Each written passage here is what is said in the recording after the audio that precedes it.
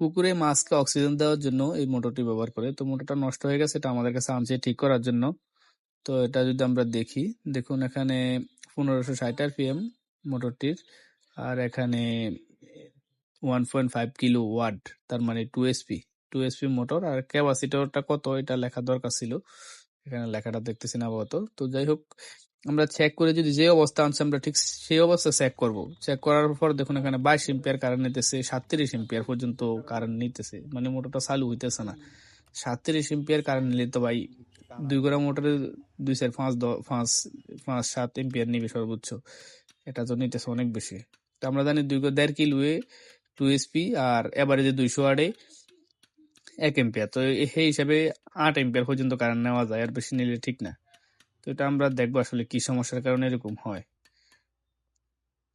তো এখানে দেখুন ক্যাপাসিটর এটা ফুলে গেছে, দেখুন ক্যাপাসিটরের কি মডেল, ক্যাপাসিটর সেপটা হয়ে ফেটে ফুটে গেছে। তো এখানে এমনিতে কয়েল ঠিকঠাক দেখা যাচ্ছে, যেহেতু ক্যাপাসিটর নষ্ট দেখাচ্ছে সেহেতু আমরা ক্যাপাসিটরটা আগে চেঞ্জ করতে হবে, অন্য কিছু বাদ। এখানে দেখুন 55 UF ক্যাপাসিটর, তো এই সেম ক্যাপাসিটর কিন্তু পাওয়া তত একটা সহজ না।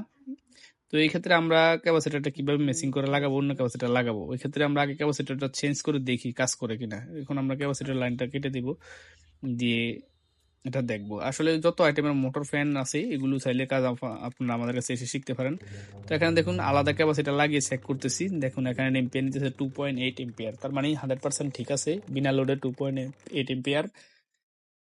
তো আমরা এখানে দুইটা ক্যাপাসিটর, একটা 35 আর একটা হলো 20 ক্যাপাসিটর, দুইটা একত্র করেছি। তো দুইটা প্যারালালি কানেকশন করার পর আমরা পেয়েছি 55 UF ক্যাপাসিটর। তো 55 UF একটা লাগানো যে কথা, 35 আর 20 দুইটা লাগানো একই কথা, আপনারা অবশ্যই জানেন। আর সেম ক্যাপাসিটর তো আপনি পাবেন না, এটা নিশ্চিত ধরে রাখেন, 99% সম্ভাবনা এই ক্যাপাসিটর সচরাচর এগুলো নাই।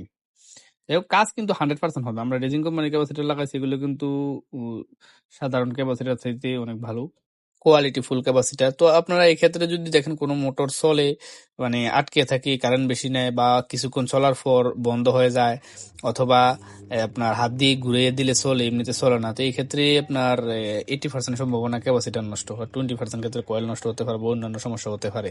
তো এক্ষেত্রে যারা ইলেকট্রিশিয়ান টেকনিশিয়ান আছেন, টুকিটাকি কাজ জানেন বা আরো কিছু শিখতেছেন, চাইলে সরাসরি আমাদের কাছে এসে এই আইটেমের কাজগুলো শিখতে পারেন। আমরা অনেক আইটেমের কাজ করি, বিস্তারিত জানতে অবশ্যই আমাদের ইউটিউব চ্যানেলটি ভিজিট করতে দেখতে পারেন।